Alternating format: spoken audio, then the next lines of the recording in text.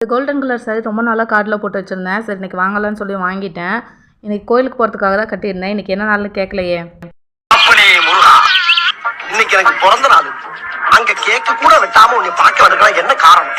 6 நாளாக பெருசாக ஒன்றும் இல்லை. அடிச்சவர்களும் போதும் விட்டுரு முருகான்னு சொல்லிட்டு வரலான்னு போனால் கோயிலில் நல்ல கூட்டம். நாங்கள் போன தினமும் 12:15க்கா 1 மணி பூஜைக்கு அலங்காரமும் அபிஷேகமும் நடந்துட்டு இருந்துச்சு. அதனாலே க்ரௌடாக நிறைய உட்காந்துருந்தாங்க. சாமியெல்லாம் பார்த்துட்டு திருப்தியாக காலையில் வீட்டில் என்னவோ இட்லி சாப்பிட்டு தான் வந்தோம். ஆனால் கோயிலில் வந்து லைனில் நின்ன கொஞ்ச நேரத்தில் விரதம் இருந்த அளவுக்கு டயர்ட் ஆகிட்டேன்.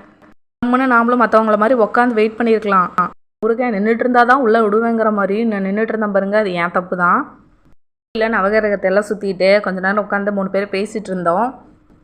எங்கள் மாமனார் மாமியார் வந்திருந்தாங்க. அப்புறம் எல்லாம் சேர்ந்து கேக் கட் பண்ணிவிட்டு பேரண்ட்ஸ் கிட்டெல்லாம் பிளஸ்ஸிங்ஸ் எல்லாம் வாங்கிக்கிட்டு சில வருமானங்கள் வந்தது அதையும் சேமிப்பில் போட்டுக்கிட்டு.